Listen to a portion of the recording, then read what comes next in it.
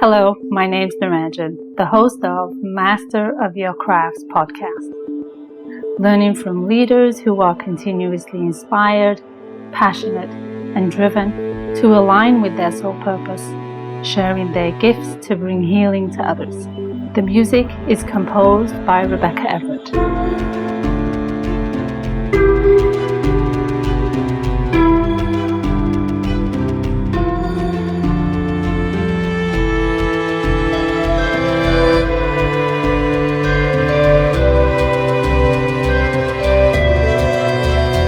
Today is episode number 148, and I had the pleasure of talking to Matt McCain as one of the nation's leading experts in long-term care insurance and planning, licensed in over 50 states and the District of Columbia. With decades of experience and thousands of clients nationwide, he's helped families prepare for the financial and emotional impact for long-term care. Motivated by his own mother's care journey, Matt offers both professional expertise, personal insight to critical issues. Enjoy the conversation. Thank you. Hello and welcome to Matt. How are you, Matt? I am just fine. Really happy to be on your show. Thank you. And I'm so happy to have you. And I'm more curious to have you with your array of experiences that you've had, not only in the comedic world, but or should I say the radio world as well. Um, but the sharp transition, if you will, and the contrasting transition into long-term care health. Yeah, it was certainly not planned. Yeah. I started in radio when I was 15 professionally. And of course, they didn't know I was 15. Facial hair helped make me look old. It's funny, when you're young, you want to look old. When you're old, you want to look young. You're Yeah, never that's happy right. from where you That's are right. in life. Yeah. But I was in radio working in various parts in the United States, ended up in Chicago, and the station I was working at sold. I was looking for my next radio job. I wanted to stay in Chicago. My family was there. My mom at age 59 ended up needing long-term care and ended up transitioning to long-term care planning. And I've been doing that, as I tell myself, temporarily since 1998. So here I am. Yeah. It's quite a journey having to having to support your mother in long-term care at a very ripe young age of 59. Yeah, the family was not prepared for that. They did not, my mom and dad did not have insurance. That wasn't really a huge thing in the 90s. It was just beginning to be marketed Wow. heavily in the mid to late 1990s. And we found out firsthand the consequences of long-term care, which can happen at any age. People kind of think, long-term care is going to happen to me when I'm 84. You kind of hope that if it happens, it's when you're, much older. Much, much But later. but it does happen at all ages, and I saw that experience firsthand. And now I help people plan and prepare so that impact on their family and finances is much more manageable. What was that? Well, I guess to a certain degree, we do things out of life because we need to and we have to because they're our parents, our loved ones that we want to support through that phase of life. But what was your personal journey in having to do such a hard switch from a long career in radio to now unraveling this and perhaps while you still say it feels like a part-time, almost like a side thing, but not really a side thing. Yeah, well, I'll tell you the story. I was looking for a full-time radio job. I was working part-time in radio in Chicago. I was looking for that job, and I was going through the Chicago Tribune. If you remember the days when you looked for jobs in the help wanted In the ads paper. in the newspaper, right? Uh-huh. So, and of course, there's some of your listeners that, what's a newspaper? What are you talking about? You do that Yeah. online, Yeah. Indeed, all Yeah, that kind of stuff. exactly. But in the newspaper, and I saw a couple ads about long-term care insurance. And I never sold anything. I didn't know much about insurance, but I needed something to do. And I was kind of living the long-term care, seeing how we were dealing with my mom. She was still in the nursing home before we brought her home for a while before she eventually ended up in assisted living again. But Right. I thought, okay, I can do this temporarily. And I went into it with that mentality. I'm just doing this temporarily. And in some ways, I still have this. I'm just doing this temporarily until I get back on the radio. But it's become a passion, helping people understand the physical, emotional, and financial burdens that long-term care places on family and finances.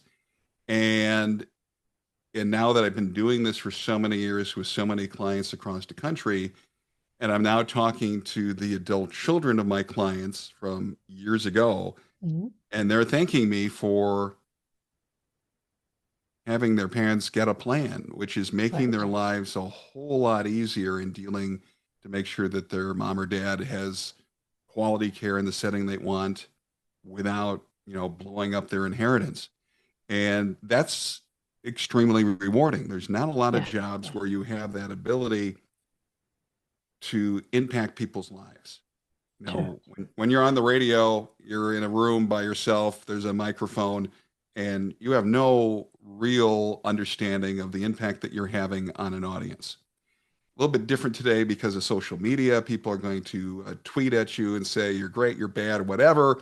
Yeah. They're going to make memes about you, whatever. But back then, you were just in the room and off you did, and eventually the ratings came out. And, oh yeah, we got so many listeners.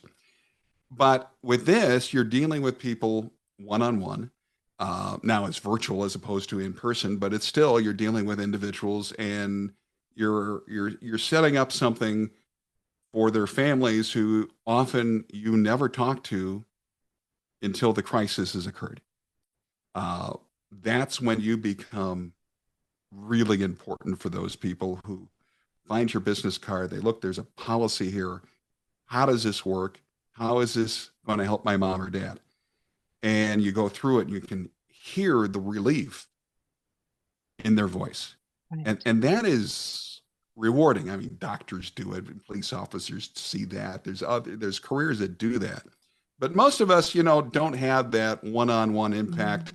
Mm. And that's kind of rewarding. Yeah.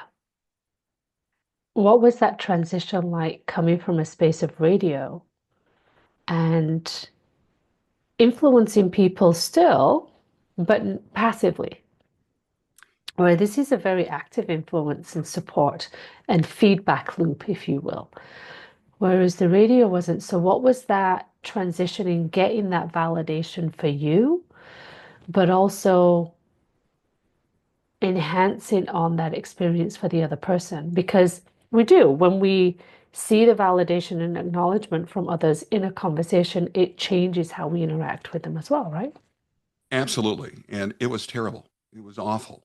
Um, I hated it. I hated the rejection because unfortunately, not everyone you talk to is going to want to act on what you're recommending. Even though you might think this is the best option for this individual, this couple, it is the client that gets to decide whether they're going to act on your recommendations. Absolutely. And no one likes to be rejected. But a lot of times rejection is not right in front of your face. Yep. And this was right in front of your. I hate rejection. I still have thin skin. That is the most difficult thing that I had to deal with. And at the beginning, I was doing this because I had no choice at the time.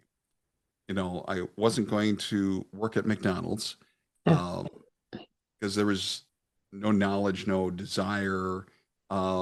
This was something at least I knew about. I knew the impact of long-term care.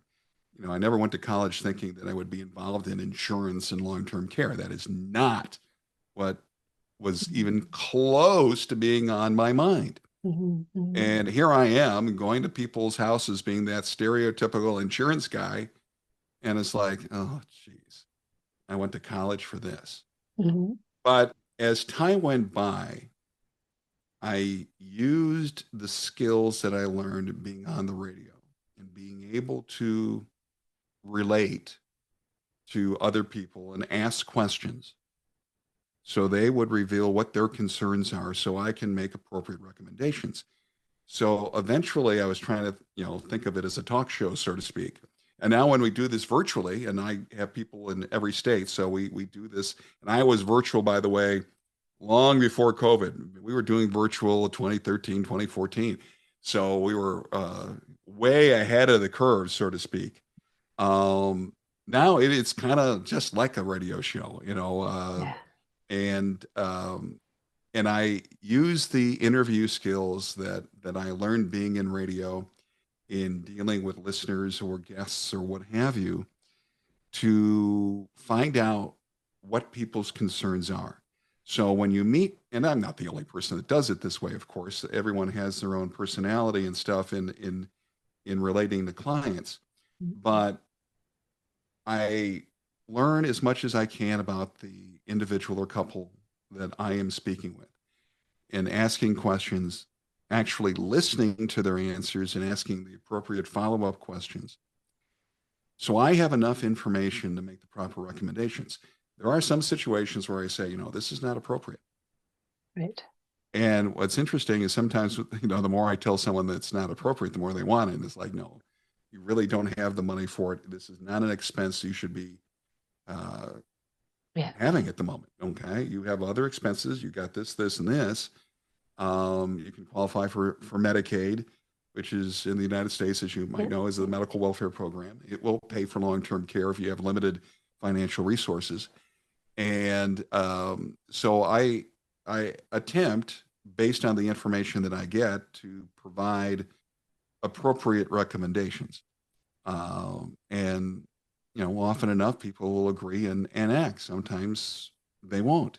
Mm-hmm. What's interesting is a lot of people that, decide that they don't want to do this years later will call, "Hey, Matt, remember us?" And of course I say yes, even though I usually have no clue. And well, we're really interested in acting on your recommendations now. And unfortunately, one of the first questions I ask is, well, that's great. Let me ask you a couple questions. Uh, has anything changed in your health since last time we talked? Right. And 7 out of 10 times you get the long pause Yes. and you find out that the answer is yes. There is now a crisis. Right. And most of the time it's already too late. Yeah. I can't help you. Insurance is management of risk. Mm-hmm. If there is no longer a chance and it's a definite, Mm-hmm. insurance company can't do anything. I mean, if you called State Farm, Allstate, whatever, you didn't have homeowners insurance and your house is beginning to burn, you call a State Farm agent, "Hey, I want to buy homeowners insurance." "Oh, doesn't matter that my house is half burned down." What do you think that insurance company is going to say? Mm-hmm. A whole bunch. Yep. No, they're going to say, "You know what? After you rebuild, give us a call and we'll consider insuring your new house." Yeah. Or we had that Helena, the hurricane. Hurricane is going to be here in 12 hours. I need insurance. Yeah. No, why don't you wait till after that hurricane? There has to be some chance that it won't happen for an insurance company to take that risk. Yeah. And when we talk about long-term care, unfortunately, the longer you live, the more likely the need for care is going to occur. Yeah. I mean, technically, if you reach the age of 65, it's 56%. That's a pretty big risk. If I told you that you could go to Las Vegas and you would have a 56% chance of winning the big jackpot, would that change your perception of going to Vegas? Lightly. Yeah. I mean, even if you weren't a big gambler, it's like 56% chance to win $1 million. I'll put $10 on that, right? That's right. Yeah. But, you buy a lotto ticket. What's the chance of you winning lotto? You have a better chance of meeting aliens flying in from outer space than you do winning the lotto. Actually, I just read a statistic. A scientist actually said that meeting aliens is almost the same It's percentage not as that far away. winning the It's lotto. not But that, yeah, it's not that exactly. far away. That's another episode. But nonetheless, so the bottom line is, it's been a difficult transition since it's been a long time. This has become a passion, Right. and it's much easier today. But when you make a massive right turn or left turn, whatever turn you want to go, in career path, in life choices, it's difficult. At least it was Sure. for me, who Yeah. never dreamt as a kid Yeah. that I'd be the insurance agent. No, that's not exactly what I was thinking about. Welcome to life. Oh yeah, well, there you go. But Yeah. sometimes life moves mysteriously and puts you in the right place at the right time. Yeah. And now looking back, I think that obviously was the case. Right. And now I get to do shows like yours and kind of play radio and have fun. So there you go. I love it. I love it. During that transition for yourself, but also doing what you're doing now, what did you think are the key attributes that put you in phase and in consistency for you to do what you do and support and impact so many individuals on their lives? Most people who get into this business fail. And there's a lot of reasons why they fail. Um, but I'm going to turn that around and answer the question, what made me be able to succeed? And I think it's very simple, is listening to what I was taught, executing what I was taught, and actually working. It amazes me that in a lot of sales related positions, and in the end, this is a sales job. Let's be Yep. honest. Yep. I am selling a product. Okay. Yep. I'd like to say it's really important and all that, and it is, It is. Yep. but I'm selling. And sometimes people, oh, sales, that's terrible.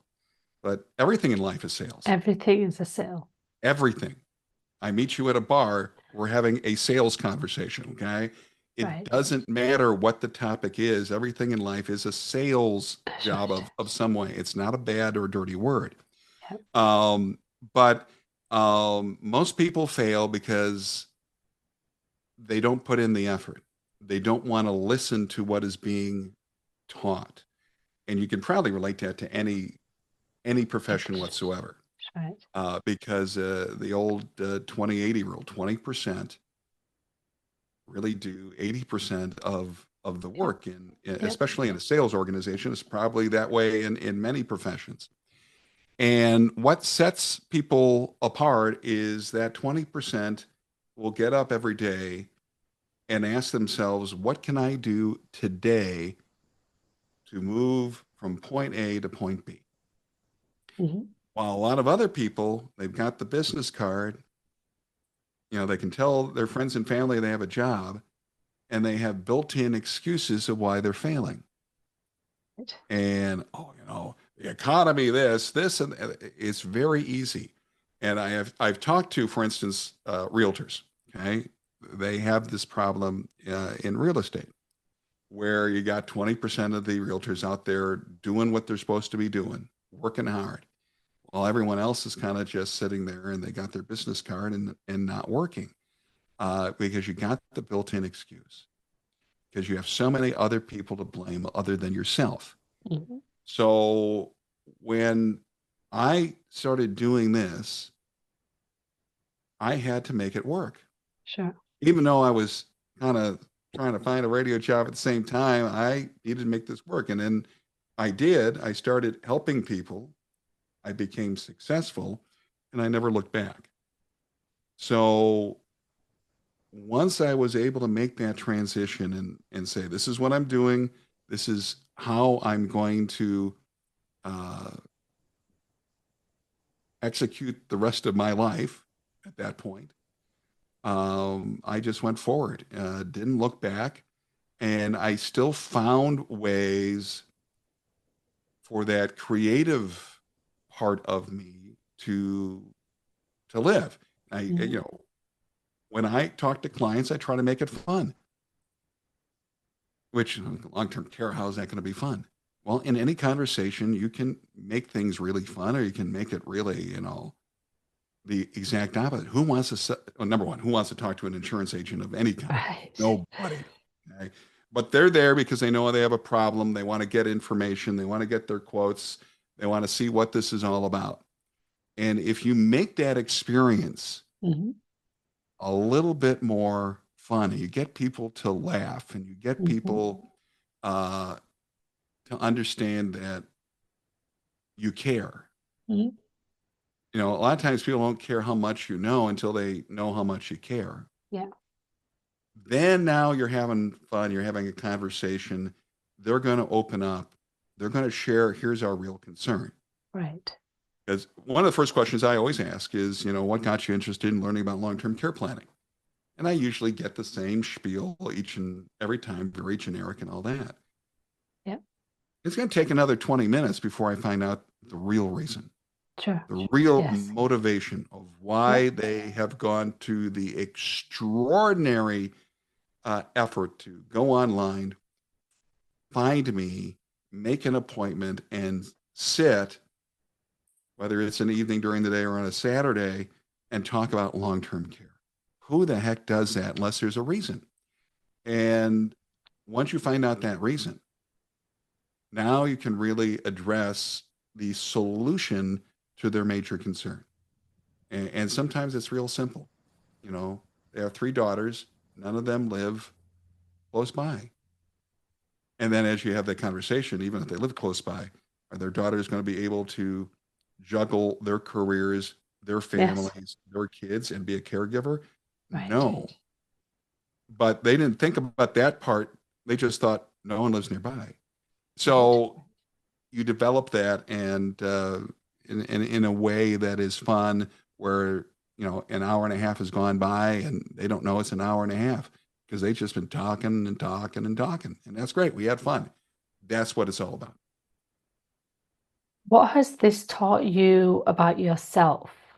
Has it redefined your own belief in who you are at this moment? In a way, I was very shy and reserved. So I got into radio because it was safe. I could Mm. let out in a safe space, so to speak. Okay. Yep. Uh, just me and the microphone here. Okay. Yep. People may call and stuff like that, but I didn't have to deal with rejection. And so then I get thrown into sales. Wow, that's going right into the fire. And I really didn't think I could do it. It there were there were times I got home and I sit and just cried. I go, where's my life gone? And but I kept on going and going, and all of a sudden I started having fun. People liked me, and more importantly, they trusted me. And so, yeah, it was really surprising to me that I was able to do that, given that, I am not uh, the highlight of a party, so to speak. I'm great when someone walks up to me and talks to me. I'm fine. Right. Okay?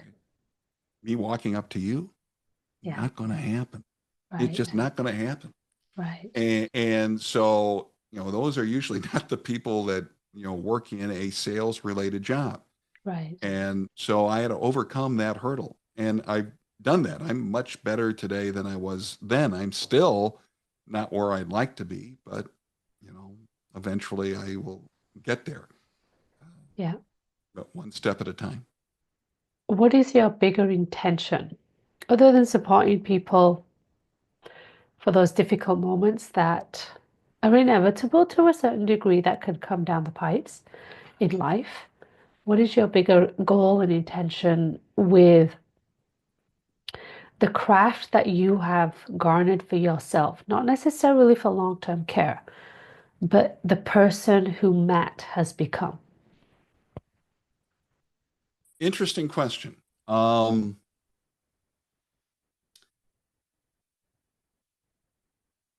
don't know how to answer that. Um, I, So we go through life and we have all these experiences and we augment, change, develop, enhance who we become. And that often happens through life experiences, through your time on radio, through the experience of self-discovery in long-term care. With who you've become right now and how you move through the world, conversations, relationships, and your knowledge, what else do you intend to do with that as you move forward? um, I think the best answer to that is I would like to continue to be able to learn how to interact outside of a quote unquote work situation.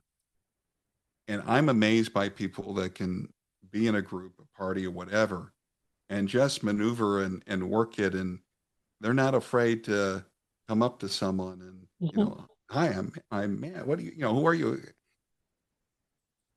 That's not me. Right.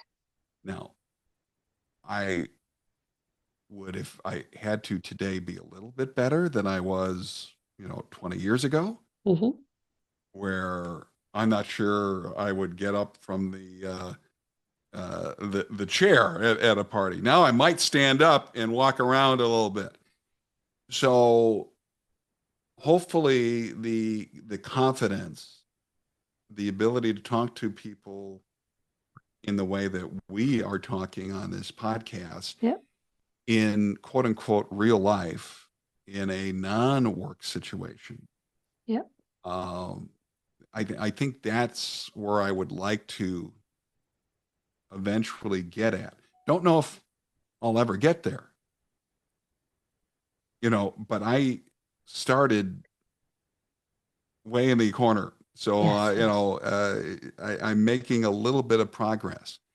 But the fact that I can do it professionally, I think is a positive step.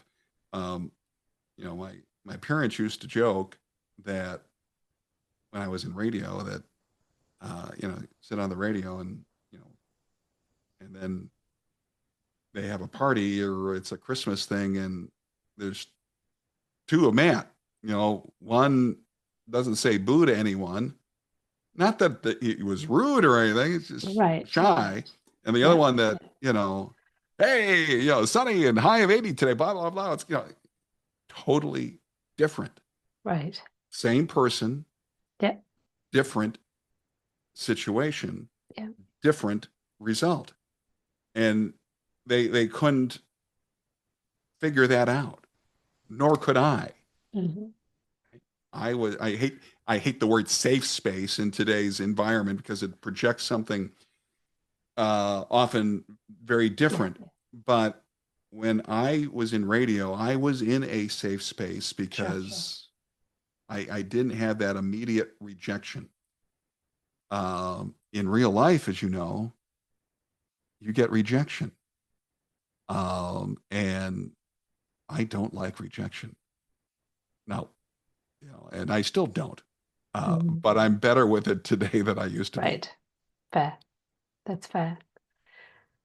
It's quite a journey of self-discovery, regardless of what career one has taken. I've interviewed a number of people,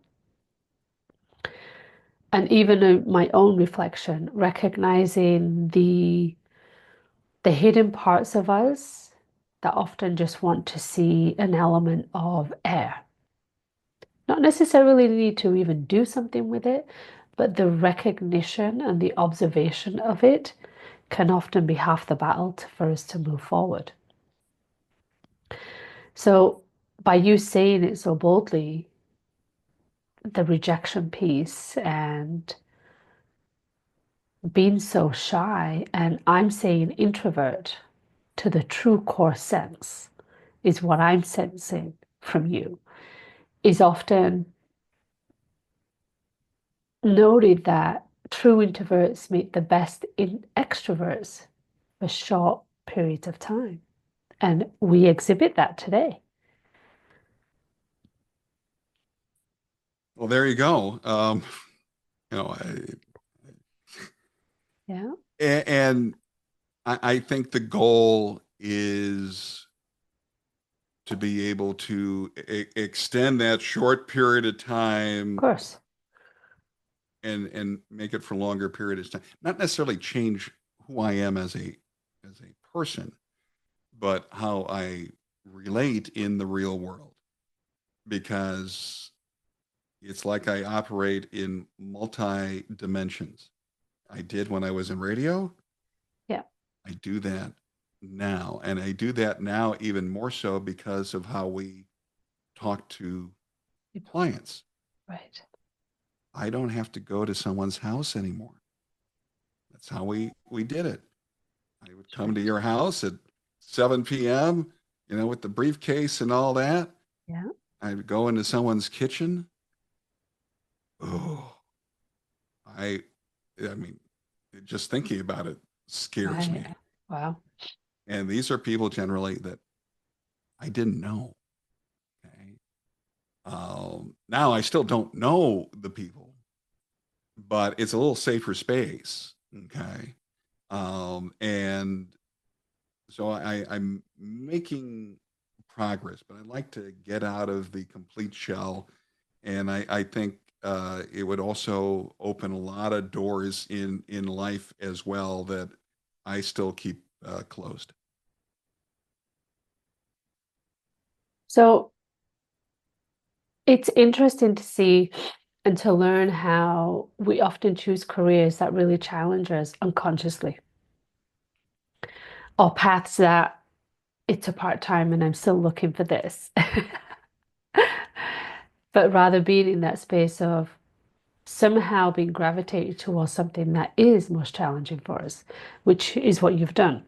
And as boldly you've shared what's next is to uncover and uncarve out your extrovertism. It's interesting that even some of the most outgoing individuals, you put them in a public speaking role and they fall apart. Okay. So the king or the queen of the party who's put them in front of a state and they fall apart. And even to this day, I would feel more comfortable talking to 19,000 people on stage than I would talking to you at a cocktail party. Right. Go figure. Yeah. I have never been able, nor has anyone that knows me, been able to figure out how the same person can. The biggest crowd I ever talked to was probably 19,000 people. I introduced the police in concert, Oh, wow. and which was a lot of fun. Um, but that was the biggest crowd, and that was a little scary, even for someone that is, was in the media and did radio and all that. But I went out there, had fun, about 2 minutes, and then blah blah blah blah. Yeah. And I can go do that. I can Yeah. talk to a group. I can do a speech. Not a problem. You know, if I was a vice presidential candidate, the vice president debate in the United States was last night. I could do that. Okay. Wouldn't be very nervous. That fine, but other things, no. So I just want to broaden. I think that'll make me a better person. It probably make me more happy, and I think that isn't that the goal? Is to lead a happy life where you can have a positive influence on the people you interact with. Now, the positive influence on the people I interact with, I think I'm doing that at least from a professional standpoint. Absolutely. Um, but that's still at arm's length. So that would be the goal for the future. Yeah. It's been an interesting observation as we have this conversation about your whole transition from one stage to another in the interaction, the dialogue between you and somebody else. Yet, truly, and in essence, the dialogue is with ourselves. So, whether we're in front of a crowd with 19,000 people or we're just by ourselves, it's that internal dialogue that often is the true telling of who we are as individuals and as human beings. So, and that's what I'm hearing echoing really quite loud from our conversation. So, as we close up this conversation, because I think it can extend for much longer, and I'm grateful for you being generous with me and as I navigate this cold that I'm trying to get through, what do you believe would be some of the words of wisdom and nuggets that you could share with other introverts out there in the world who are looking to get into a space of what's typically identified as an extrovert lifestyle or role? It takes commitment, it takes work, it takes focus. In having our conversation, almost feel like I'm going to get a therapy bill from you at the end of the day here. But I say that obviously as a joke, but it brings up, I think, a very good point. And and I wish I had someone, and yeah, there were probably therapists I could have gone to, but back then they weren't as common as they are today. But having someone, be it a friend, be it a professional, be it some podcast host, that you can talk to help you through that. I had a great boss when I first started in long-term care. He knew my background. He quickly identified my personality, and he did help me through that. It was positive reinforcement, proper criticism, proper motivation. Having someone that can listen and offer that, I think is probably invaluable. And I think it's probably easier to find today than maybe it was in 1998 because, you know, you hear commercials about therapists on the radio all the time. There are plenty. You can do therapy on the internet now through Zoom, et cetera, et cetera. But be it a friend, be it whomever, that isn't necessarily going to judge. There's enough judgment in the world, but be supportive and motivating and challenging to get someone who is not comfortable, but probably has the ability to get from point A to point B to point C. And I think that would be the ingredient that I would recommend now. And I never really thought about that part until you just asked that question. But I did have that boss who kind of played that role, um, and to the best of his ability. In talking to you, there's a lot of people out there probably that have that ability to open you up. Gee, I really didn't think about that. That's interesting. You can sit and explore. And wow, that would be the recommendation. I think if now obviously there's some people that just can't get from point A to point B. There's a bigger issue involved. But if it's what I had, I was shy, introverted, whatever you want to use. I didn't have a mental disorder of some kind, a diagnosis of some kind. That's a different challenge. But we all have different personalities, and within those personalities, I think you can broaden to a degree. I don't think you can change your spots completely. That would then become acting, and that's then not you. But I think you can broaden it with the proper support and conversation, and that's what I would certainly recommend. Words of wisdom.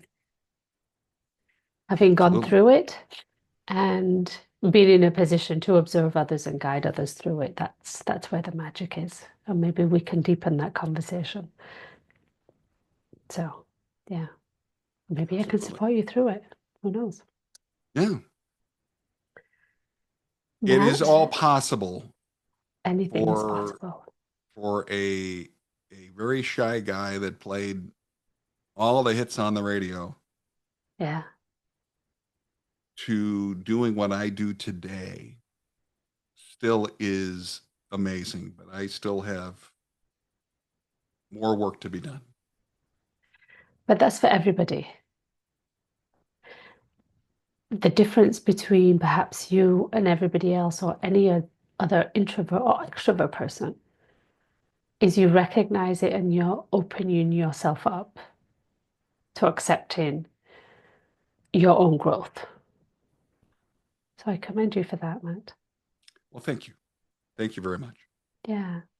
I appreciate your conversation and your shares in the transition, but also the passion and the deep desire you have to support individuals on their challenges through life in what is inevitable in many in terms of long-term care and health and forecasting of what potentially could come down the road. So I commend you to have those courageous conversations that you ultimately do have with individuals. So, and thank you for sharing those experiences with me and the listeners today. So thank you, Matt. Thank you for inviting me. It's been a wonderful experience. I appreciate it. You're welcome. Thank you. I'm Naranjan, and you've been listening to Master of Your Crafts podcast. Please subscribe, rate, and review, and join me next week for another episode. Thank you for listening.